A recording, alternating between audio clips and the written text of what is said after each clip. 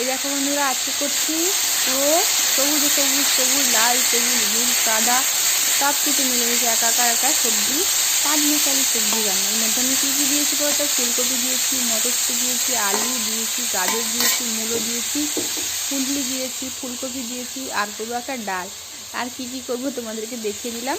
এই দেখো, আজকে কিন্তু আমি 5 মিশালি সবজিটা ভালো করে ভেজে একটা টমেটো দিয়েছি স্বাদে। পরে কিন্তু আমি বেগুনটা অ্যাড করেছি। আর দিয়েছি সবজি মশলা যে পাওয়া যায় বাজারে, যে কোনো সবজি মশলা তোমরা ব্যবহার করতে পারো, নিরামিষের জন্য খুব ভালো। দুটোখানি টমেটো দিয়ে দিবি, দিলে তাদের স্বাদটা আসবে। আর শুকনো লঙ্কা 5 ফোড়ন, যা ফোড়ন দেওয়া হয় ফোড়ন দিয়ে ভালো করে কষিয়ে রান্না করে নিলেই রেডি হয়ে যাবে আমাদের 5 মিশালি একটা সবজি।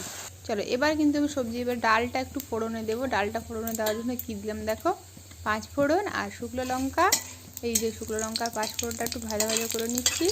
করে নিয়ে আমি এর মধ্যে ডালটা ফোড়নে দেবো আর কি। এবার ডালটা ফোড়নের এই যে ভালো করে কিন্তু লঙ্কাটা আমি ওলট পালট করে ভেজে নিচ্ছি।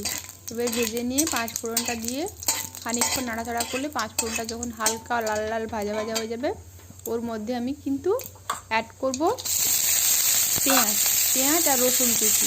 পেঁয়াজ রসুন কুচি আর তেজপাতাটা দুটো ভুলে গেছিলাম, পরে দিয়ে দিলাম।